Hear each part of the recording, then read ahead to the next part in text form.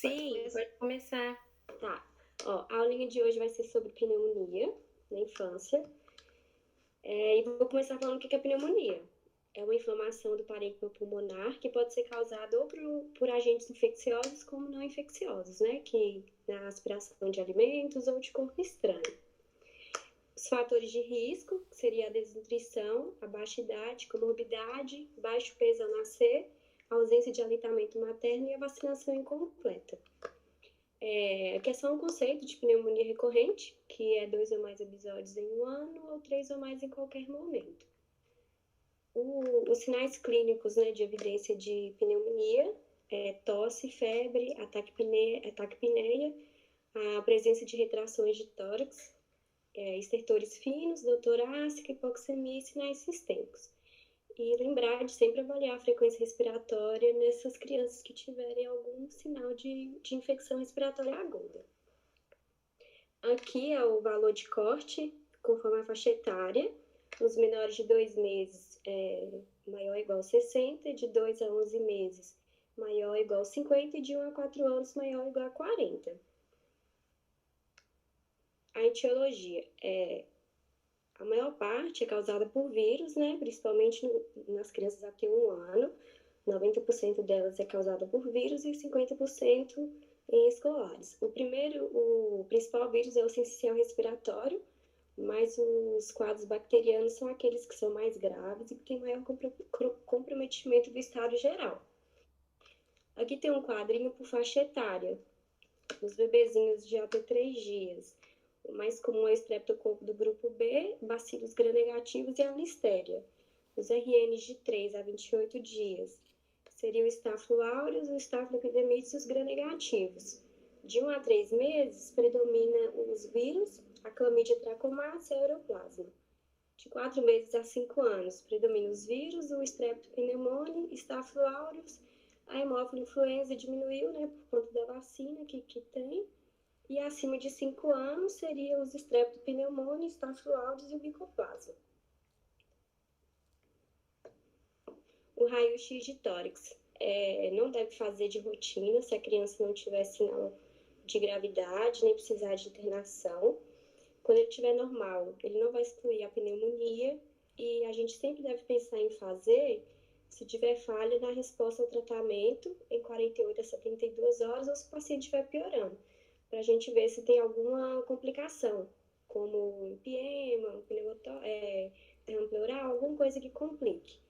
Ou se o paciente for hospitalizado, também tem que fazer o raio-x e lembrar que não precisa de repetir ela depois do tratamento se o paciente estiver evoluindo bem. Os exames laboratoriais só vai ajudar, né? Que é o hemograma, a hemocultura, análise do líquido pleural, pode fazer PCR, pesquisa de secreção respiratória. A pneumonia por germes típicos, o principal agente seria o Streptococcus pneumoniae.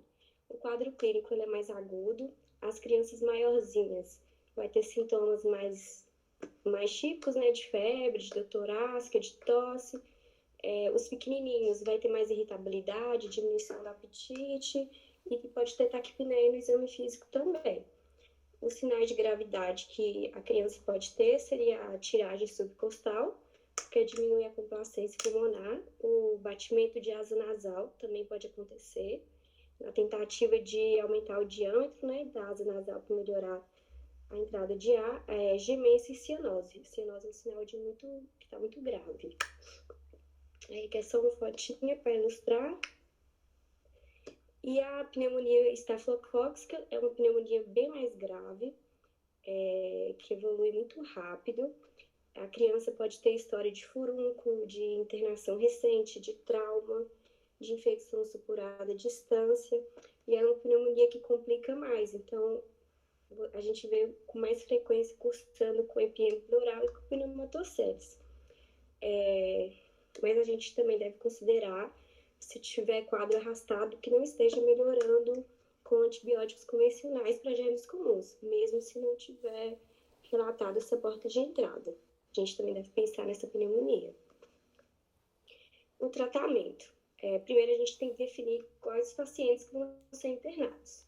né? No caso, o critério de internação seria aqueles bebezinhos menores de 2 meses, o que tem sinais respiratórios de gravidade, o que tem sinais de perigo, né? Recusa de líquido, convulsões, alteração de sensório e vômito incorrigíveis, que tiver sinal de gravidade no raio-x, que seriam os derrames, o abscesso, que tiver falha na terapêutica ambulatorial, doenças de base e outras complicações. Indicação de internar em UTI seria insuficiência respiratória ou asepsia, né? Incapacidade de manter a saturação maior que 92%, aumento da taquipneia, taquicardia com dificuldade respiratória grave, se tiver uma fadiga respiratória, apneias e respiração irregular. Tudo isso indica internar em UTI. No tratamento ambulatorial, o antimicrobiano de escolha seria a amoxicilina, que seria de 50 mg quilo dia, de 8 em 8, ou de 12 em 12. Eu vi isso daqui pelo Tratado da Sociedade Brasileira de Pediatria. Só que teve outros lugares que eu vi que já usa dose de 80 a 90 miligramas. E que o tratamento seria um pouquinho maior. Seria até 72 horas depois que o paciente estiver febril e que o tratamento total não poderia ser menor que 10 dias. A penicilina procaína seria para aqueles pacientes que não toleram o antibiótico via oral e sempre lembrar de reavaliar o paciente em 48 a 72 horas depois do início do antibiótico, então se tiver piora da clínica dele. No tratamento hospitalar, nos menores de 2 meses, né, considerando os principais agentes, vai optar pela penicilina cristalina ou ampicilina associada com agenta. E nos maiorzinhos de 2 meses, o antibiótico de escolha seria a penicilina cristalina. Alguns lugares optam pela ampicilina também. E se for uma pneumonia mais grave ou por estáfilo, lembrar de colocar a oxa com ceftriaxona ou o clorofenicol. A Ana não passou a página. Não passou? Qual? Não, tá no tratamento ambulatorial ainda. Isso, agora sim. Agora sim, certo. Então, esse é o antibiótico do hospitalar. Penicilina cristalina ou ampicilina associada à agenta. E nos maiorzinhos de 2 meses seria a penicilina cristalina. E lembrar da oxa se for uma pneumonia mais grave ou por estáfilo.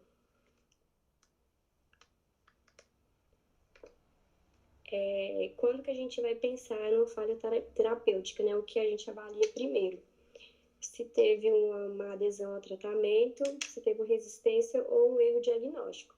Aí a gente excluindo isso tudo, tem que pensar na principal complicação, que seria o derrame pleural. Aí nesses casos tem que repetir o raio-x, né, para ver como que tá. Na pneumonia, o derrame pleural é exudativo, né? E aí também pode ser que esse derrame pleural seja um pouco mais complicado, que seja um empiema, né? Que seria que tenha bactérias. Aqui são os exames de imagem que a gente pode usar no derrame pleural para avaliar ele. Aqui é aqueles critérios de Light, né? Que a gente define que seja um exudato, que é o LDH do líquido pleural maior que 2/3 do valor normal. Proteína do líquido pleural pela sérica maior que 0,5 e proteína e LDH do líquido pleural pela sérica maior que 0,6.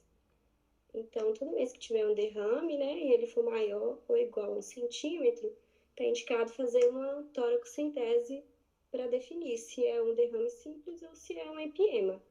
Se nessa toracocentese vier um líquido purulento, já é indicado fazer a drenagem. É considerado um empiema e já se faz a drenagem. Se não vier purulento, aí vai fazer a análise bioquímica dele. Se ele vier com características do empiema, que é um pH menor que 7,2, glicose menor que 40, ou grão cultura positivo, também caracteriza o empiema e aí se faz a drenagem. Se o paciente melhora com essa drenagem, pode manter conduta e não tem necessidade de trocar o antibiótico. Mas se mesmo com a drenagem ele continua piorando, aí tem que avaliar a mudança do antibiótico até mesmo de uma toracoscopia. E aqui fala do derrame simples, né, que é aquele derrame que não tem as características do empiema, pode ser observado durante 24 a 48 horas para poder reavaliar o paciente e ver se vai manter a conduta ou se ele piorar, se você vai optar por fazer uma drenagem e uma nova toracocentese dele. Aqui é um pouquinho das complicações. Isso aqui seria uma pneumatocele, que é uma lesão cavitária, que tem paredes mais finas e o conteúdo dele é aéreo. Não tem indicação de mudar de antibiótico aqui para o paciente, é uma conduta expectante. No abscesso pulmonar, ele vai acontecer quando a infecção do parênquima pulmonar vai levar à destruição, cavitação e necrose central da região. Eles podem ser primários, quando acontecem em indivíduos mais saudáveis, ou secundário, quando o paciente tem alguma condição médica predisponente. O quadro clínico seria o mesmo da pneumonia, mas pode ter hemoptise, pode ter perda de peso, vômito. E no raio-x ele vai aparecer como uma imagem cavitária, com maior de 2 centímetros, vai ter paredes espessas e vai ter nível hidroaéreo. Os principais agentes do abscesso pulmonar são os anaeróbios de cavidade oral e aeróbios. O tratamento seria conservador, com antibiótico endovenoso por 2 a 3 semanas e continua com antibiótico oral, fazendo um total de antibiótico de 4 a 6 semanas. E considera a intervenção cirúrgica se não houver melhora após 7 a 10 dias do antibiótico. Aí seria aqui a imagem do abscesso pulmonar, um raio-x, aqui na tomografia. Então, agora a pneumonia atípica. Ela é mais comum nas crianças maiores de 5 anos.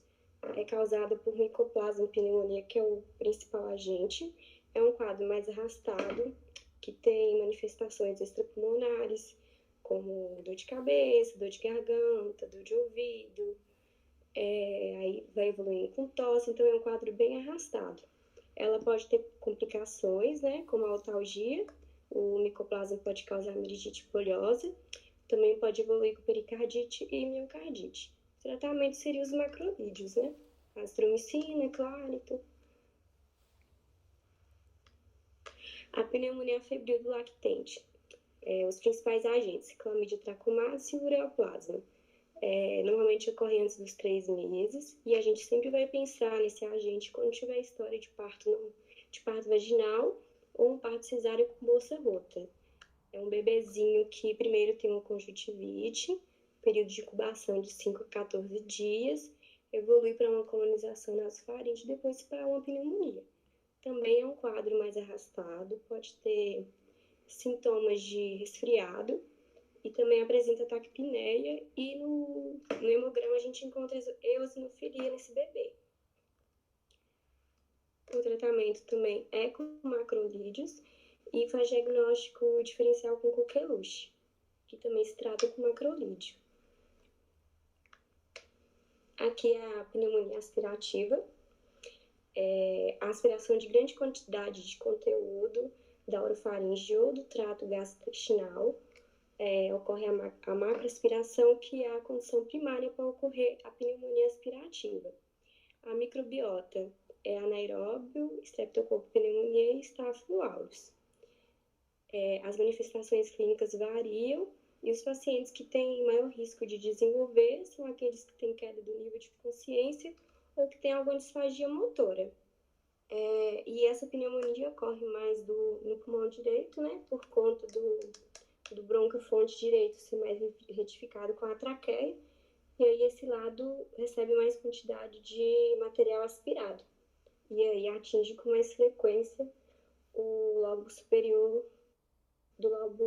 o lobo posterior, quer dizer, do lobo superior, por conta da gravidade. O diagnóstico, a gente faz pela história clínica, presença de fatores de risco e alguns achados na imagem do raio-x que são compatíveis. O tratamento é levar em consideração se um paciente da comunidade, do hospital ou de instituições de cuidados de saúde. E sempre é indicado cobertura para gram-positivos e gram-negativos aeróbios. Aí os antibióticos, pode ser amoxicilina e clavulato, cefalosporina de terceira, carbapenêmicos e fluoquinolones. A gente vai associar a clinda, se for uma pneumonia necrotizante, se tiver empiema pleural ou abscesso pulmonar. E eu vi para evitar a metronidazol por conta de resistência. Não sei se isso confere. E no mais é isso, gente. Prontinho. Acho que é isso. Fiz um resumo, porque senão ficar muito grande. Você estava com medo da aula ser demorada? Foi rápido demais. Mas você fez um resumo de tudo. Deu super certo. Certo. Gente, alguém quer perguntar alguma coisa para a Ayana? Tem alguma dúvida? Ela falou das complicações, da pneumonia respirativa, do abscesso pulmonar, derrame pleural, pneumonia atípica, pneumonia comunitária. Alguém tem alguma dúvida para perguntar para ela?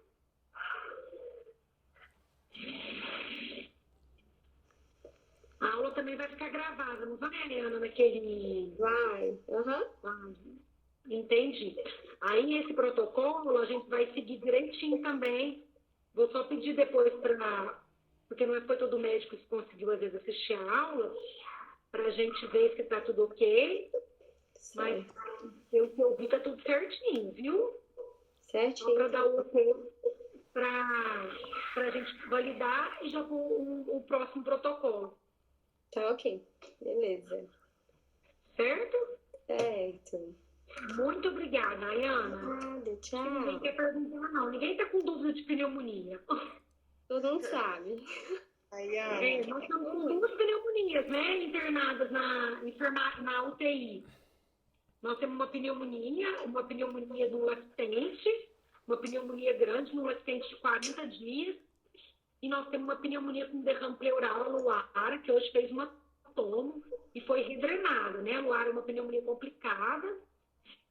A Bárbara repassou hoje, o raio-x a gente acabou de ver agora, melhorou muito depois que repassou, ela está com óbito ceftriaxona, né? E nós temos uma criancinha de 40 dias que está internada também com uma pneumonia extensa, que não tem derrame, era só consolidação em base, e que ele está com... A gente acabou tratando, a Camila entrou com óbito e a amiga, eu acho que ela foi bem feliz, né, na escolha do antibiótico, porque era um lactente com mais de 30 dias de vida, eu acho que tinha que pensar em estáfilo e gram-negativo mesmo. Então, eu acho que foi bem, foi bem colocado o antibiótico. E a outra pneumonia que a gente tem internada, agora que eu lembrei, é o João Miguel, que é uma criança neuropata, que tem uma microcefalia por zika, e ele fez uma pneumonia aspirativa. E ele está com clinda e amica, né? Porque a clinda pega muito bem estáfilo, né? E gram-negativo também, e a amica pega muito bem gram-negativo, e a clinda pega anaeróbio, né? Que a gente não pode esquecer também. Não sei se a Rosana sabe mais que eu, quer complementar alguma coisa, mas eu acho que você falou tudo direitinho. eu só queria falar, oi Ayana, parabéns pela sua aula, viu? Parabéns, viu, pela sua apresentação. Você não precisava ter ficado sem dormir aí à noite. Assim, você fez um resumão, né? Mas é importante a gente saber pneumonia de trás para frente para trás, porque é o dia a dia do pediatra em todos os setores, né? A gente vê que na enfermaria sempre tem uma pneumonia. A gente está sempre estudando ali, tentando fazer o diagnóstico com raio-x, com as pistas dos exames laboratoriais, com a idade, né? A idade fala muito para a gente, com o estado geral da criança, que também fala muito, né? Então, uma criança que está em mau estado geral, toxemiada, fala mais a favor de estafilococo. Uma criança que está borderline, taquipneica, mas consegue comer, não está muito toxemiada, fala mais a favor de estrepto. E a criança que está se comportando como vírus, fala mais a favor das atípicas, né? Que é aquela criança que não faz muita febre, hemograma é mais normal. Então, a anamnese, os exames laboratoriais e a idade da criança fala muito para a gente do agente etiológico. A gente sabe que as pneumonias por pneumococo são as mais prevalentes nas crianças da enfermaria da pediatria, né? Porém, as mais graves são as pneumonias por estáfilo e as que mais evoluem com a pulmonar. E pensando e raciocinando em cima dos agentes etiológicos, é mais fácil da gente iniciar o tratamento adequado. Então, por isso que a gente sempre inicia, dependendo da idade da criança e do estado geral, com a penicilina cristalina, que até hoje é a droga de escolha, assim como a amoxicilina, a droga de escolha contra o pneumococo. Existem vários pneumococos que são parcialmente resistentes à penicilina, que quando você aumenta um pouco a dose, você consegue erradicá-los sem ser necessário trocar antibiótico. Quando você opta por iniciar um tratamento com cefalosporinas, seja ela de segunda ou de terceira geração, que seria então Ceclor, ceftriaxona, você já começa a fazer a bactéria produzir enzimas que são, às vezes, indutoras de resistência. E aí você não consegue depois, se houver outros episódios, ir tratando com droga mais tranquila. Então, a droga de escolha que menos tem toxicidade, que menos induz resistência, que faz nível sérico mais rápido, que é menos tóxica, que a melhor de todas é a boa e velha penicilina.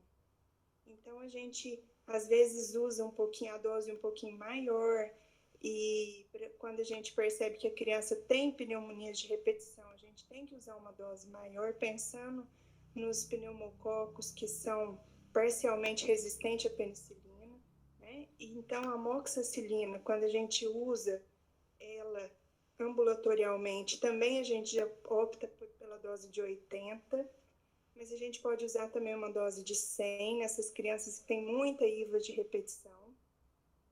E por quê? Porque o uso indiscriminado de amoxicilina fez com que os pneus ficassem parcialmente resistentes. Ainda são poucos os casos de pneumo totalmente resistente, mas existem muitos pneumococos parcialmente resistentes. Então, quando você aumenta a dose, você melhora o tratamento.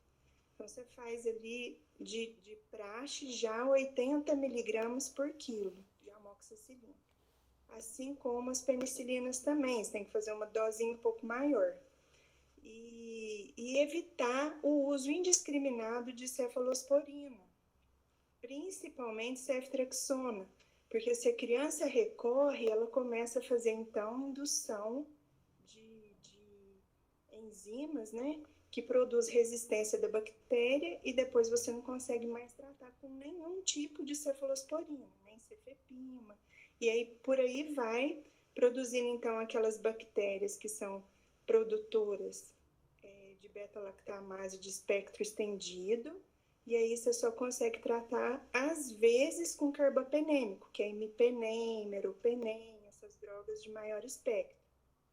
Então, a gente tem que ter muito cuidado e muito critério, associar ácido clavulânico somente, e se somente não responder à amoxicilina pura, monoterapia. Então, o uso indiscriminado também de amoxicilina com ácido clavulânico também faz com que essas bactérias fiquem cada vez mais resistentes.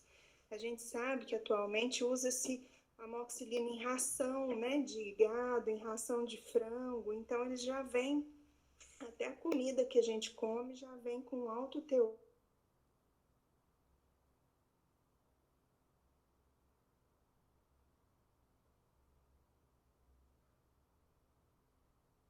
antibiótico, e a gente já ingere no nosso dia uma certa de antibiótico aí.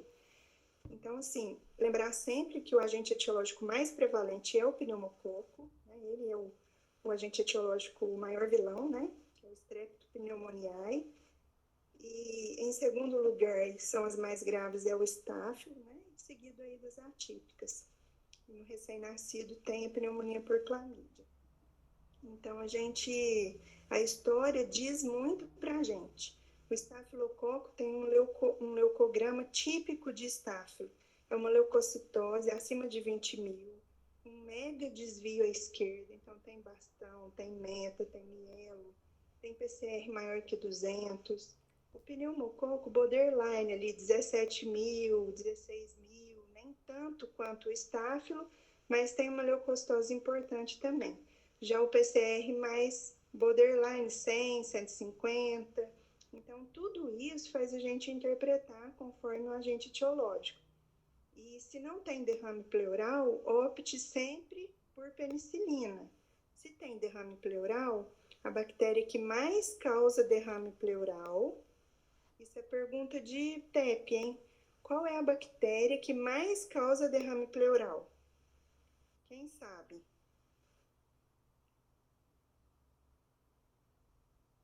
Ninguém? Alô? O Staphylo aureus seria, né? O Staphylo aureus é a bactéria que mais evolui com derrame pleural. Mas o que mais causa é o estrepto, né? prevalente é o estrepto. Por quê? Porque pneumonia por estrepto é mais prevalente. Então, quando você vai investigar lá, se vamos supor, sem líquido pleural, 80% vai dar estrepto. Por quê? Porque estrepto é mais prevalente. Mas a que mais causa derrame pleural é o estáfilo. Então, a gente consegue, é pneumonia com derrame, a gente necessariamente é estáfilo? Não. Provavelmente é estrepto, associada à clínica da criança, né? Agora, se a clínica for de toxemia, uma criança prostrada, vomitando, febre alta, leucograma altíssimo, aí a gente já vai pensar em estáfilo. E por isso que a gente, às vezes, pelo padrão radiológico e pela clínica da criança, a gente entra com oxa e ceftriaxona, até a gente definir qual seria. É muito difícil, né? Aqui na Santa Casa de Passo a gente não tem cultura para estreptococo, então a gente não consegue definir se é estrepto no líquido pleural. A gente consegue ver estáfilo, mas não conseguimos ver estrepto. Então a gente opta pelo tratamento com oxa e ceftriaxona, porque a gente não sabe qual que é um e qual que é o outro. Mas conforme a clínica da criança, a gente pode descalonar, né? A gente pode deixar ou só ceftriaxona ou só oxacilina. A oxacilina, ele é um antibiótico que penetra muito mal o pulmão sozinho. Ele sempre precisa de um apoio, de uma ajuda, de um sinergismo. Então, ele precisa de um aminoglicosídeo para penetrar bem a célula, para fazer a erradicação da bactéria. Então, a aminoglicosídeo faz um sinergismo com a oxacilina. Então, quando a gente tem certeza que é estáfilo, a gente põe oxa e amica. Se a gente não tem certeza, oxa e ceftriaxona. Se a gente tem certeza que é pneumo, penicilina cristalina. Se é uma pneumonia atípica, porque a gente vê que é um padrão viral, aquele padrão de broncopneumonia, a gente põe, então, os macrolídeos, né? Que é a azitromicina, claritromicina e todos esses outros que também servem para tratar aquelas crianças que têm alergia aos beta-lactâmicos. Certo? Acho que eu falei demais. Agora, as pneumonias virais também muito comum, né? Que são aquelas que a gente vê que tem padrão de linfomono, um padrão radiológico de broncopneumonia. Tudo isso também a gente consegue determinar muito bem com uma história bem feita, interpretando muito bem os exames laboratoriais, o raio-x, e aí a gente consegue ter o discernimento de qual de se está tendo complicações. Hoje a gente viu lá que aquela menininha Luara, que está na UTI, não estava evoluindo bem. O derrame pleural parece que não melhorou pós-drenagem. A gente já vê assim, ou incistou, ou a pleura espessou, ou fez abscesso. porque não é comum, né? Você coloca o dreno ali e esvazia o pulmão na hora. Então, de ontem para hoje saiu 40 ml seroso e a gente viu que o negócio não estava indo bem. Aí fez a tomografia, a Simone está dando notícia aí para nós que estava mal colocado o dreno, né? Então foi recolocado e deu tudo certo. Aí a doutora Bárbara falou que vai fazer a TPase, que é uma enzima também que você joga ali no espaço pleural e ela vai digerir, né? Ela vai metabolizar o líquido pleural, ficando mais fácil assim dele ser eliminado e não fazer então espessamento pleural, para depois não ter que fazer decorticação. Então, tem muita pneumonia. Se vocês quiserem estudar pneumonia, lá na UTI está um compêndio de pneumonia essa semana. Viu? Mas mais uma vez, parabéns. Desculpa aí a extensão da minha fala, mas foi tudo bem, viu? Não precisava ter ficado nervosa. Você falou tudo direitinho. Um abraço, gente. Boa noite. Se alguém quiser perguntar alguma coisa, também eu estou aqui à disposição. Ai, Ana, Oi. a doutora Rosana brilhantou sua apresentação.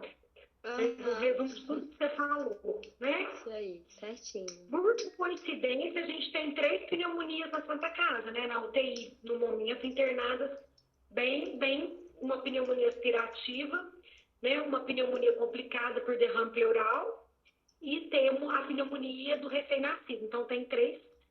Os 3 estão lá na UTI. Quem quiser estudar a pneumonia e ver os raios-x, a do João Miguel tá bem legal de ver o raio-x de hoje, que é uma pneumonia aspirativa bem clássica, né? Aquele menininho também, esse de 40 dias, eu tenho medo dele ter aspirado também, não sei, porque ele tem uma pneumonia em base direita, que não é derrame, uma pneumonia esquisita, né? Tinha 2.200 leucócitos de entrada. Mas é legal de ver o raio-x dele também, parecia derrame, ele fez ultrassom, não deu, o Aldir pediu para funcionar. Bem legal. E pneumonia é o nosso dia a dia, né? Pediatra que não sabe pneumonia não tem jeito, né? Saber pneumonia. Então tá bom. Também falei demais e foi perfeito, viu? Foi muito bom. Depois só a gente fazer o protocolo, tá? Para colocar lá, lá na parte da pediatria. Ok, certinho. Semana que vem vai ter aula de ITU, não é? Acho que é de infecção do trato urinário, tá? Certinho, acho que semana que vem não tem. Isso, é a minha aula. Ah, tá. Então tá, combinado então. Um abraço, viu? Boa noite pra você. Tchau.